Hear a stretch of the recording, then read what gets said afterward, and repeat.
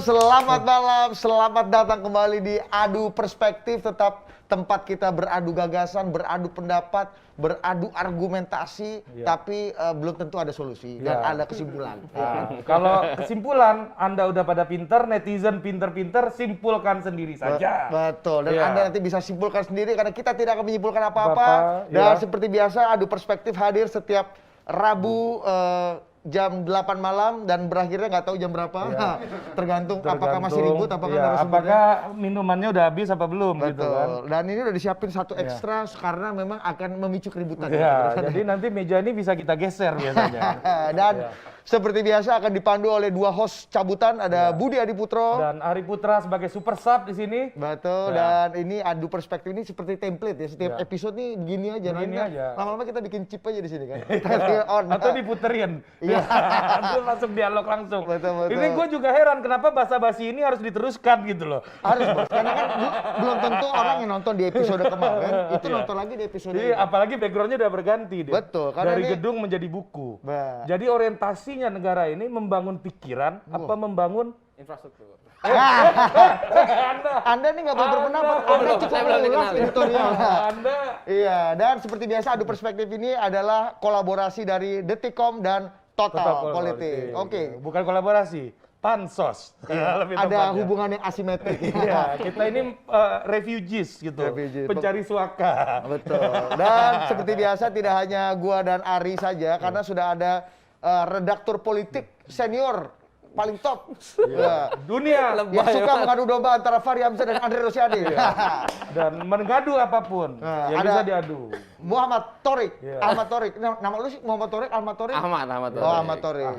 Udah pakai nama langit Ahmad gitu. itu dari Muhammad juga ya sebenarnya. Dari Muhammad, panggilan Nabi Muhammad, Bos. Betul. Dan seperti biasa karena kita ini konsen dulu ya, karena kita udah swab antigen, jadi kita izin untuk melepas masker.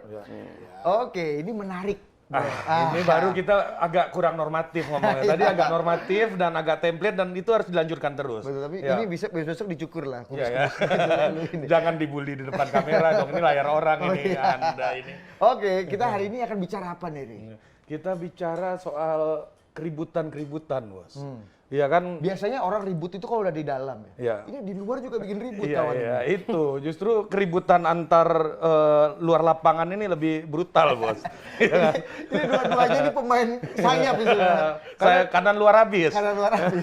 Antara Persija lah, penonton di lapangan ya. Iya, biasanya di bench itu lebih keras pertarungannya. Betul. Kita perkenalkan yang membuat keributan dari dalam dan dari luar juga ada Bang Fahri Hamzah. Wah.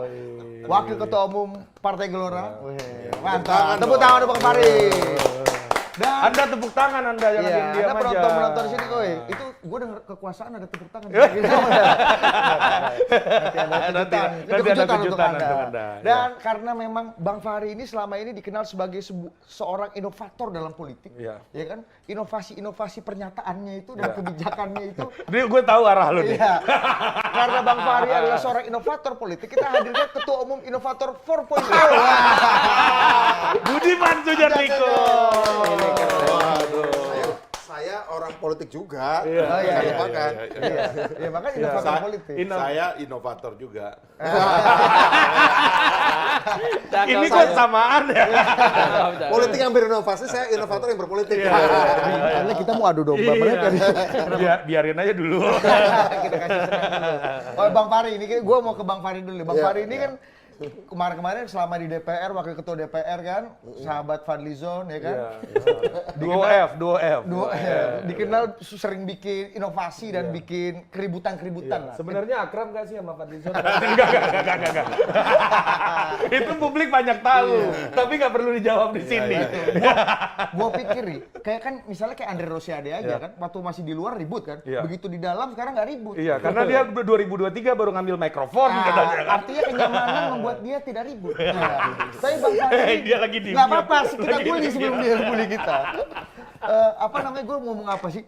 Bang Fahri ini di dalam bikin ribut. Di luar lebih ribut lagi gitu. Nah ini Bang, gimana Bang? Kenapa Bang Fahri ini selalu, apakah memang Bang Fahri ini selalu melihat sesuatu yang tidak normal, tidak pasti, dan sesuatu yang mengolok-olok akal sehat gitu, sehingga harus bikin gempa-gempa kecil gitu. Iya, atau memang ibu dokter gigi ini kurang ini di mulut ini kan. Kurang benda ini. Gimana Bang? Iya, saya sih apa Ini ya? sebelum abang kita adu domba sama Andre Rosiade. Santai-santai dulu. Ini Tapi kan memang kan kalau bicara demokrasi kan memang kita punya hak ribut tiap hari kan. Dan kita percaya bahwa keributan inilah yang baik bagi apa namanya pertumbuhan masyarakat gitu.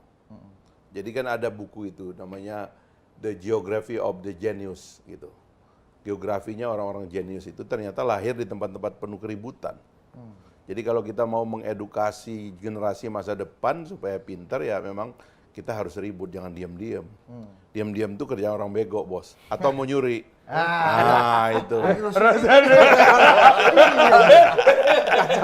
Pembukaannya udah. Saya nggak nyebut nama ya.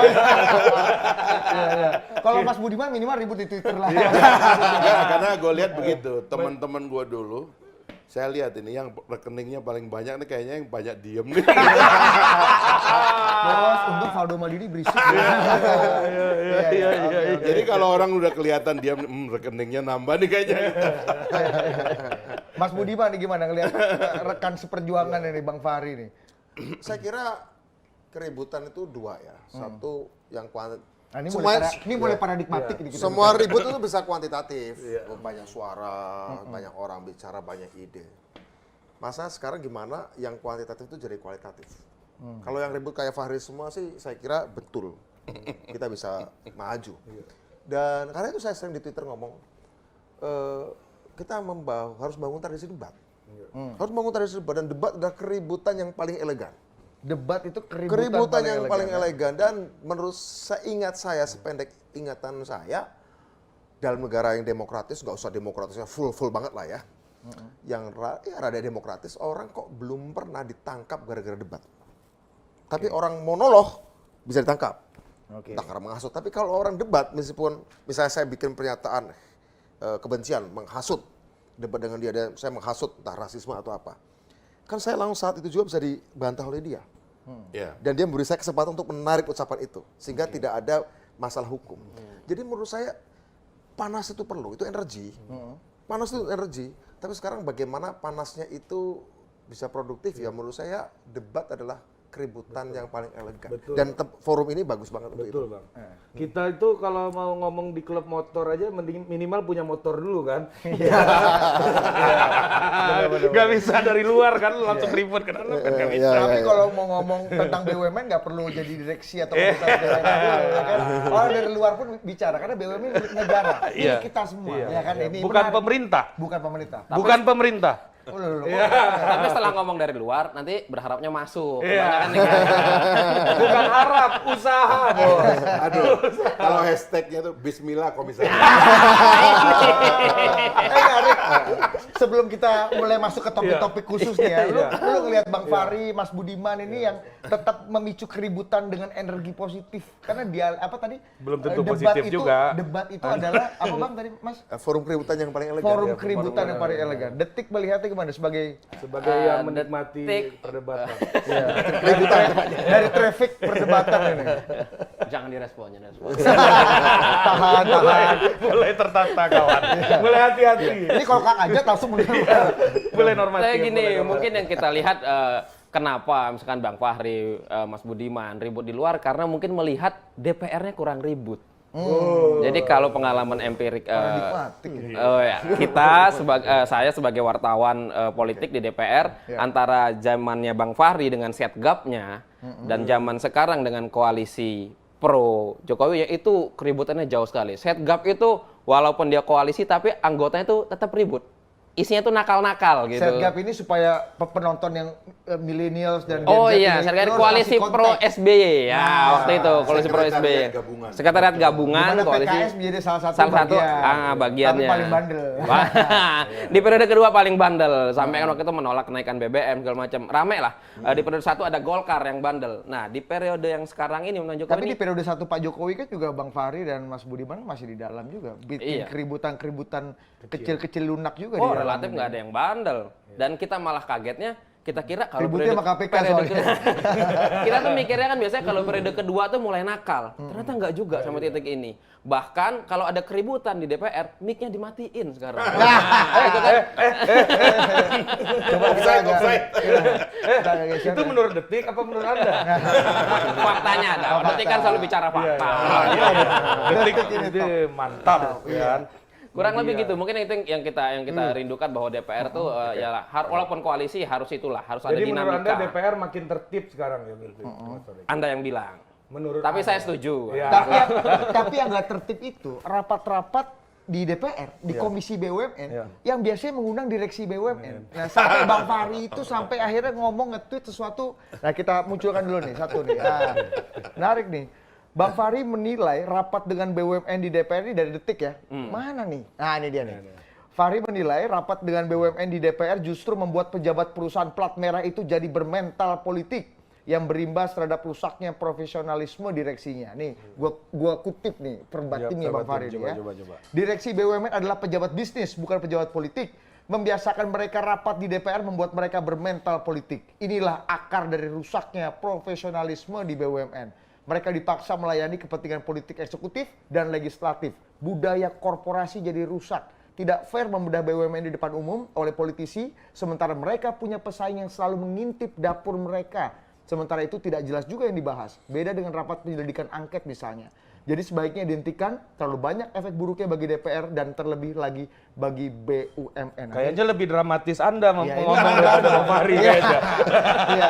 Tapi sebelum Bang Fahri jelaskan, Bang coba apa maksud, kok kenapa tiba-tiba muncul Jadi ide ada ini? dua dulu ya yang saya karena kemarin kan undangannya itu adalah untuk memperdebatkan apa yang saya bikin ribut itu. Pertama itu begini, ada kekeliruan berpikir kita sebagai elit ya tentang sistem bernegara. Kita menganggap presidensialisme itu hanya presidensialisme, padahal itu juga kongresionalisme. Artinya rakyat itu milih dua-duanya. Rakyat itu milih presiden juga, milih DPR juga.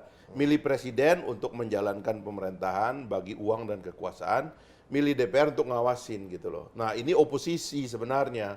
Jadi legislatif itu dalam tradisi presidensial itu oposisi. Jadi apapun partai Anda punya presiden atau tidak, itu Anda harus tetap merupakan oposan terhadap eksekutif. Itu yang mati satu, itu yang saya kritik. Nah karena itu perlu perubahan sistem.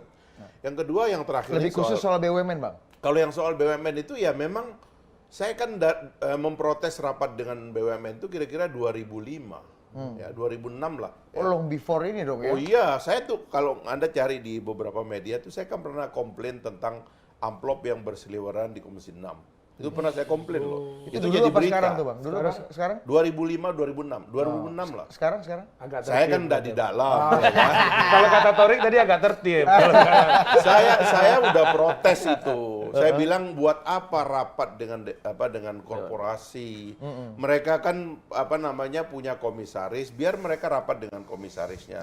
Kita kalau di DPR rapatnya itu kan dengan lembaga negara, dengan pejabat politik, menteri, kepala badan, kepala lembaga yang terima kewenangan dari undang-undang sebagai negara. Kalau korporasi, entitas bisnis ngapain diajak rapat, ya kan? Itu kan mereka punya dunia sendiri. Nah, kita ngobok-ngobok mereka di situ. Udah gitu diperlakukan, diusir, tidak menghormati. Buat apa? Itu bukan mitra kalian itu lembaga negara gitu loh. Nah sekarang akhirnya efek buruknya banyak, ya kan? Nggak aja dibahas tuh. Nah saya mohon maaf ya, saya nggak mau ngomong yang lain yang lebih vulgar. Saya tahu yang lebih vulgar dari apa yang terjadi, ya kan? Tapi tidak saya bisa diungkapkan secara publik. saya ingatkan aja tidak produktif lagi rapat dengan DPR, dengan BUMN itu gitu loh. Vulgarnya nih nggak usah detail ya, vulgarnya nih apa? Kalimatnya agak kotor atau ada transaksional atau apa, Bang? Ya saya nggak mau nyebut yang sekarang karena nanti di persoalan. Di masa lalu itu yang rapat dan yang bertanya itu rata-rata bawa pesan dari pemain lain. Dari kontraktor, dari yang kalah tender, buat apa? Sekarang mungkin udah baik-baik orang itu. Tapi jangan diterusin lah, udahlah. Oke. Udah tahu lah kita ini, janganlah itu merusak lembaga. Merusak lembaga. Kita tanya nih, yang biasa rapat sama direksi BUMN. Nah, saya nggak tahu dia suka ngusir-ngusir juga. Siapa nih? Lu kenalkan lah. Kayaknya baik-baik tuh kayaknya. Ini seorang politisi yang juga menjadi Mana masuk headline tuh? Iya. Bagi nasi bungkus. Iya, ngeri bagi nasi bungkus aja berdampak global. Ada anggota Komisi 6 DPR, Bang Andre Rosiade. Halo Babang Andre, kalau di kampung gua harus Babang panggilnya Dir. Iya. Halo Budi, Ari, lalu ada Mas Torik, ada Bang Fahri, ada Mas Budiman Sujatmiko. Lalu ada Pak Bang Pandana Maban dan juga Adi Praitno. Iya, ngeri kita kalau udah di absen Babang Andre. Arab cemas kita. Bang Andre, gimana tuh? Komentari dong. Bismillah komisaris lah. Jadi gini, pertama ya wajar lah Bang Fahri berteriak-teriak, rajin berteriak-teriak ya. Karena kalau nggak berteriak-teriak kan nanti nggak tampil, elektabilitas, mohon maaf ya, partai Bang Fahri nggak naik kan. Susah juga nanti nggak lolos parlemen threshold, satu ya. Jadi wajar kalau Bang Fahri harus cari panggung untuk tampil terus agar bisa Tapi ini yang sebenarnya panggung cari saya tuh, Andre. Karena kita aja 2 minggu nunggu Bang Fahri nih. Jadi gitu, jadi itu wajar. Jadi sebagai politisi Bang Fahri memang harus mencari panggung seperti itu agar perhatian. Udah dibilang kepada panggung yang Bang cari Fahri, saya gimana? Ya, terserah Bang Fahri lah. Bro, langsung Itu yang substansi pasti. bro, soal BUMN nih, Itu soal satu. rapat Nah, BUMN. kedua soal BUMN tidak produktif. Nah, ini Bang Fahri nggak up to date berarti. Jadi ya kudet, jadi kurang update Bang Fahri. Kenapa kurang update? Bagaimana Komisi 6 di periode 2019-2024 ini, saya nggak bicara periode lalu ya. Ya, saya bicara periode yang saya jadi anggota DPR Komisi 6. Bagaimana kami di Komisi 6 melakukan berbagai hal yang luar biasa untuk menyelesaikan masalah-masalah yang ada. Ya, di saat baru jadi anggota DPR, tiba-tiba ada kasus Jiwasraya. Kalau Bang Fahri melihat berita itu, Andre Rosiade desak Menteri BUMN untuk melaporkan kasus Jiwasraya. Setelah desakan Andre itu November 2019, Erick Thohir Menteri BUMN memerintahkan Wakil Menteri BUMN 2 kalau nggak salah Pak Tiko itu melaporkan kasus Jiwasraya ke Kejaksaan Agung. Itu soal kasus baru, Pak. Ya. Nah, itu yang membongkar kasus Jiwasraya, mega korupsi luar biasa. Dan apa yang dilakukan oleh Komisi 6 DPR RI bersama Menteri BUMN dan pemerintah, kita menyelesaikan dan mengurai permasalahan Jiwasraya ini, Pak, dengan panja Jiwasraya. Alhamdulillah sekarang ya 90%, hampir 100% ya pemegang polis asuransi Jiwasraya sudah menandatangani kesepakatan dengan Jiwasraya untuk penyelesaiannya. Dan karena laporan desakan saya waktu itu dan alhamdulillah kasus hukum Jiwasraya juga ya sudah berjalan ya, aset-aset tersangka sudah dihukum, aset sudah disita. Itu menunjukkan kerja DPR, Pak. Jadi itu salah satu. Lalu yang kedua, Pak, banyak hal yang kita lakukan di DPR ini mungkin di periode Abang nggak diurus ya. Sekarang banyak BUMN bermasalah, Bang Fahri. Jadi saya nggak tahu ya kerjaan ini dulu ya. Sekarang yang kami temukan adalah periode 2019 ini periode cuci piring. Ada BUMN yang secara teknikal sudah bangkrut. Nah ini yang kita urus. Contoh kemarin Waskita. Secara teknikal udah bangkrut, tapi kita urus supaya Waskita ini bisa pulih dan tumbuh sekali. Nah, ya ini paling depan sekarang. Kami tadi, Bang Fahri, baru selesai rapat panja penyelamatan Garuda. Ya. Panja penyelamatan Garuda. Untuk apa? Untuk mencari solusi yang terbaik menyelamatkan Garuda. Nah, saya ingin sampaikan, mungkin Bang Fahri lupa. Berdasarkan Undang-Undang 1945, pasal 20A ayat 1, dan dijelaskan secara rinci, biasanya Bang Fahri ini hafal. Dalam Undang-Undang nomor 17 tahun 2004 tentang MD3, DPR itu Bang Fahri memiliki fungsi legislasi, fungsi anggaran, dan fungsi pengawasan. Nah, dalam pasal 4 ayat 1 Undang-Undang 19 tahun 2003 tentang BUMN, disebutkan modal perseroan berasal dari uang atau kekayaan negara yang dipisah. Nah, dalam Undang-Undang BUMN juga diatur pemberian PMN. Harus melalui persetujuan DPR. Nah, dasar hukum berupa undang-undang di atas lah yang menjadi landasan bagi DPR untuk melakukan fungsi pengawasan terhadap BUMN. Salah satunya melalui rapat kerja memanggil Menteri BUMN dan rapat dengar pendapat umum untuk memanggil direksi-direksi BUMN yang memang kita anggap perlu kita panggil. Jadi kalau Bang Fahri tidak menyatakan kami tidak produktif, ya mohon maaf ya Bang Fahri, saya anggap kurang update gitu.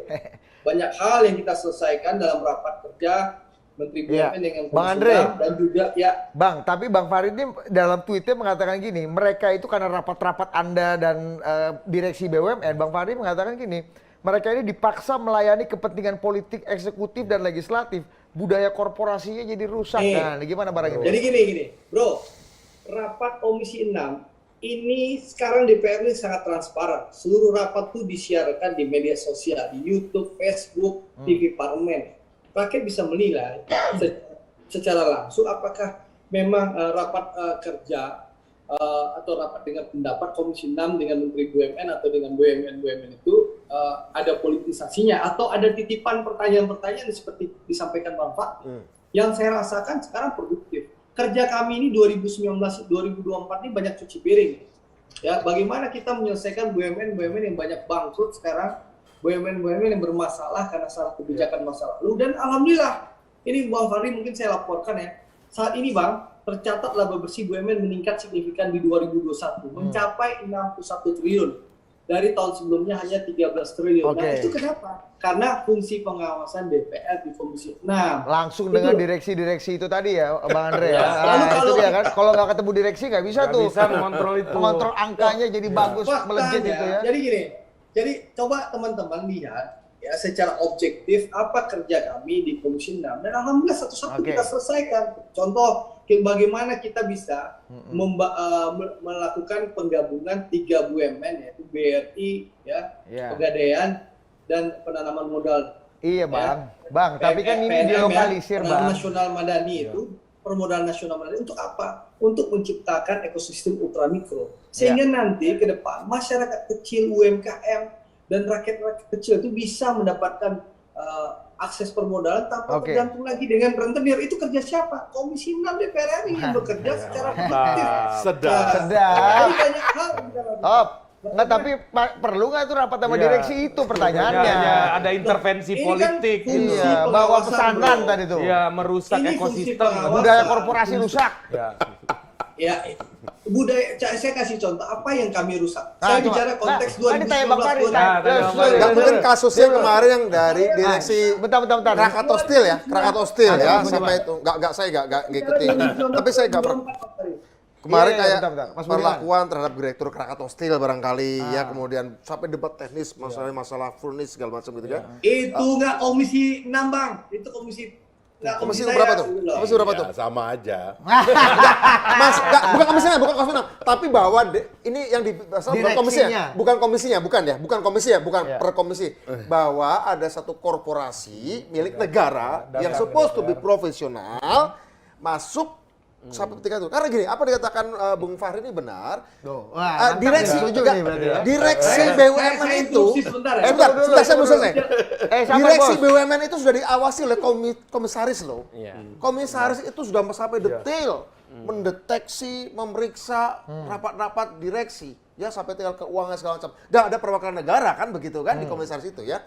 Nah artinya kalau kemudian ada tubuh negara yang lain, yaitu legislatif, masuk pada wilayah itu, berarti sama seperti satu institusi harus bertanggung jawab pada 2 kecabangan negara yang sama. Padahal masing-masing sudah diwakili dengan komisaris itu. Artinya Anda setuju lah dengan pendapat Bang Fahri Saya bahwa pikir harusnya kalau kita mau lembaga negara profesional ya, bahwa apa yang disampaikan oleh Bung Andre mengenai masa perbaikan Jiwasraya segala macam, saya pikir itu bisa diselesaikan dengan misalnya memanggil Menteri BUMN-nya. Ya kan? Tidak harus direksinya dipanggil, bahwa kemudian mau digali lebih dalam itu urusannya Menteri BUMN. Itu urusan Menteri BUMN atau urusannya komisaris masing-masing. Artinya Jadi overlap ini ya. Artinya potensi hengki-pengki yang dikhawatirkan Bang Fahri itu bisa dimitigasi lah gitu ya. Itu kita Boleh apa yang Belum, disampaikan belum, apa yang disampaikan Bung Fahri kan side effect. Kalau saya bahkan tidak ada side effect hengki-pengki sekalipun. Bahkan tidak ada side effect sekalipun. Itu nggak perlu. Satu entitas diawasi oleh negara dan satu DPR, satu komisaris dan juga oleh negara, itu bagi saya tuh Mas terlalu berlebihan ya. Saya kira begitu. Oke, Bang Fahri coba ditanggapi dulu Bang. Ini sampai budaya korporasi bisa Ya rusak itu nih kalau kan praktek begini, ini. negara ini kan harus berteori juga itu, Bung Andre. Ya. Pembagian tugas kita. Kenapa kita rapat dengan lembaga negara? kenapa kita tidak perlu rapat dengan korporasi, itu argumennya kuat di dalam konstitusionalisme kita, gitu. Kita itu rapat dengan menteri negara itu karena negara memberikan uang dan kewenangan kepadanya. Maka kemudian fungsi pengawasan dewan berjalan kepada mereka. Tapi kalau korporasi itu sebenarnya itu tidak diberikan kewenangan oleh negara. Dia tidak diberikan uang oleh negara.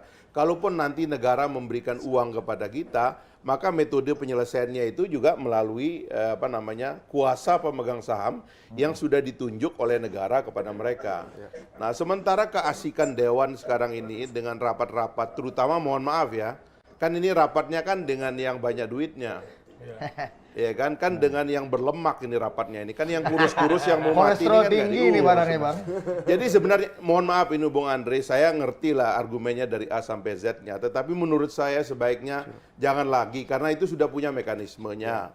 Korporasi itu serahkan kepada mekanisme pasar, dia yang akan menciptakan kultur baik di dalam korporasi. Tapi kalau Anda ajak panggil terus main golf, nanti karaoke dan sebagainya itu rusak. Ini itu kita dia baru itu. tahu nih. Saya mohon maaf ya karena itu nanti kan berefek kepada misalnya dia memerlukan anggota dewan supaya bertahan sebagai direksi. Nanti anggota dewan disuruh tekan menterinya supaya dia yang diangkat dan seterusnya. Kemudian ada orang bawa proyek, dia ternyata mitra dari BUMN tertentu. Dia bawa politisi itu suruh tekan BUMN-nya, bahkan disuruh marah-marahin di ruang sidang. Udahlah, ini kita udah tahu semua Bung Andre. Janganlah ini diteruskan. Biarkan ini menjadi mekanisme korporasi, ada undang-undangnya, ada undang-undang PT dan seterusnya itu sudah ada undang-undang BUMN. Serahkan kepada mereka. Anda fokus ngurusin pejabat publik. Urusin tuh menteri koperasi yang mana Soko Guru Komisi 6 ya kalau kita bicara Komisi 6, mana Soko Guru perekonomian kita. Urusin itu menteri investasi yang kewenangannya begitu besar sekarang ini. Urusin itu menteri perdagangan. Ini harga minyak goreng orang menjerit-menjerit. Kan itu yang harusnya diurus gitu loh. Bang Fahri, tapi kata Bang Andre tadi Boleh DPR saya sekarang banyak jawab? cuci piring Boleh DPR saya yang lama jawab, katanya. supaya Iya yang maksudnya cuci piring ini Kasih kan dong gantian bicara. DPR tidak bertugas cuci piring. Yang bertugas Boleh, cuci piring ini kan eksekutif. Karena dia yang punya kewenangan. Jadi gini, BUMN itu gini. Sebenarnya BUMN itu ada kuasa pemegang saham namanya Menteri BUMN. Tapi ada bendahara negara. Menteri Keuangan. Ketika itu terkait dengan aset, itu bukan Erik orangnya, tapi Sri Mulyani. Karena bendahara negaranya itu adalah Sri Mulyani. Erik adalah orang yang ditugaskan oleh negara sebagai kuasa pemegang saham. Itulah sebabnya komisaris dan direksi diangkat oleh Erik. Karena dia adalah kuasa pemegang saham. Mekanisme ini sudah jalan. Oke. Jadi yang rapat dengan Pertamina itu Ahok dan kawan-kawan aja, nggak usah bawa ke DPR. Nah, Bang Andre. Apalagi nanya Silakan, tentang silakan. kinerja segala macam, urusannya apa? Kenapa Anda nanya kinerja dari perusahaan-perusahaan yang besar-besar aja? Kenapa nggak yang kecil-kecil itu? Nah, ini dia nih. Nah, Pilih kasih lah. harus berlemak. Makanya saya bilang, Bang Fahri ini kurang update. Hanya melihat di puncak gunung es. Saya juga bingung, amplop ceritanya, main karaoke gitu. Saya nggak tahu kalau periode lalu ya Bang Fahri. Kalau periode sekarang clear ya Bang Fahri. Itulah. Jadi saya ingin sampaikan ke Bang Fahri, kita nggak rapat sama yang besar-besar saja. Rapat yang kecil-kecil juga banyak. Kita ada namanya Salah panjang. lagi itu Andre. Sebentar Bang Fahri, gantian dong bicara. Ya, oke, terus. Masa nggak boleh? Lanjut.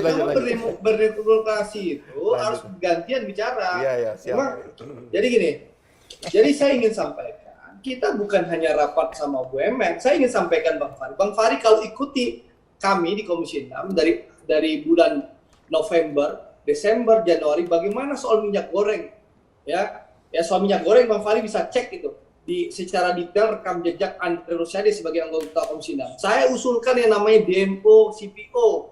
Saya usulkan namanya kenaikan pajak ekspor. Lalu saya sempat bicara dengan Pak Lutfi telepon-teleponan. Dinda nggak perlu, ada 1,2 miliar liter yang akan dilontarkan ke pasar. Saya bilang saya nggak percaya. Nah akhirnya apa? Saya usulkan namanya DMO minyak goreng dan alhamdulillah usulan saya itu diakomodir sama pemerintah Bang Fahri. Oke. Jadi Bang Fahri jangan bicara kita nggak kerja. Itu soal minyak goreng.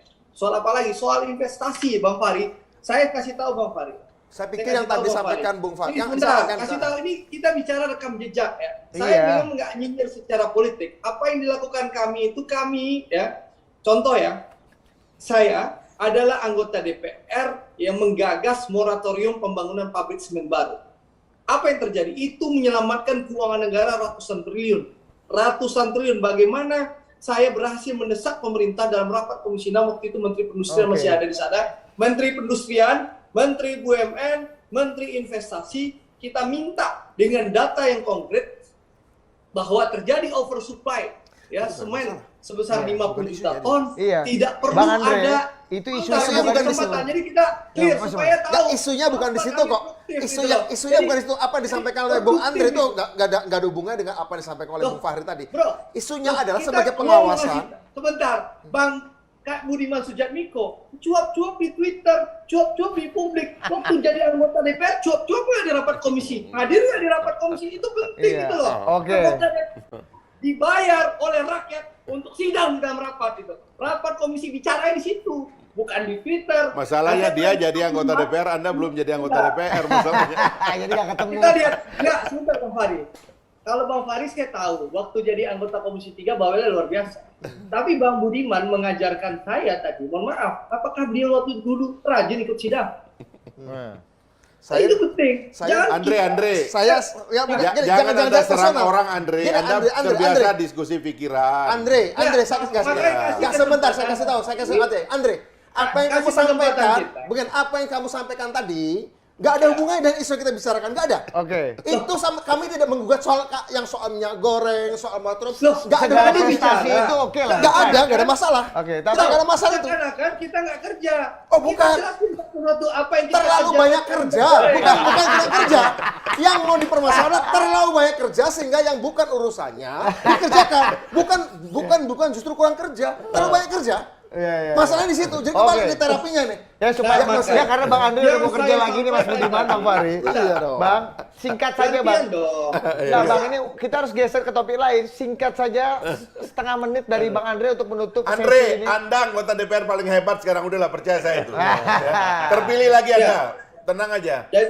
Jadi gini, jangan sampai ya orang sudah bekerja keras, kita seakan-akan diberikan stigma seakan-akan tidak bekerja. Tidak Bahwa yang ada. kami lakukan itu jelek. Tidak ada Sama stigma sekali. itu. Tidak ada stigma itu. Padahal kita bekerja luar biasa. Kami kalau tidak bekerja tentu tidak akan terpilih lagi gitu loh. Oke, Dan siap. kami memahami itu Top. gitu loh. Paten. Dan kita di Komisi 6 sudah mengurus Jiwasraya ya, Asabri Iya. ya. Sekarang Garuda kita upayakan untuk diselamatkan. Jadi siapa bilang kita nggak bekerja? Ya tapi Jadi salah sekali itu lagi, Andre. pemanggilan Itu bukan direksi pekerjaan itu- Anda Andre. Iya. Itu urus aja, itu udah selesai, ada yang urus kok itu. Negara ini besar sekali, Bos. Negara Yang dan kerjaan ini Kementerian banyak. BUMN. segala macam. Bang Fahri. Udah. Contoh ya. Udah, panja Bos. Udah, cukup. Garuda itu. Udah, ya. Itu dibentuk. Andre, karena sebagai pemerintah senior butuh aku mau bantuan bilang kita. sama kamu harus cool. Kamu tuh wakil rakyat, kamu harus cool. Satu, ini bukan urusan pribadi. Jangan kau merasa bahwa ini serangan pribadi. Kedua, tidak ada yang mengatakan kamu tidak bekerja atau teman-teman tidak bekerja. Terlalu banyak pekerjaan justru yang harusnya diurus. Kita tidak pernah mengkritik kamu kurang bekerja. Nggak ada sama sekali. Bukan itu. Jadi kamu salah diagnosa. Kalau kamu salah diagnosa berbahaya itu. sebagai Oke, rakyat, ya. terima kasih Itu. Bang Andre. Saya Kita kasih tahu. udah dapat. Terima kasih. Mantap, Andre Rosiade. Pasti kepilih lagi nih Bang, ya? Pasti. Pasti, tenang aja. Itu Aku kampanye buat Andre nanti. Iya.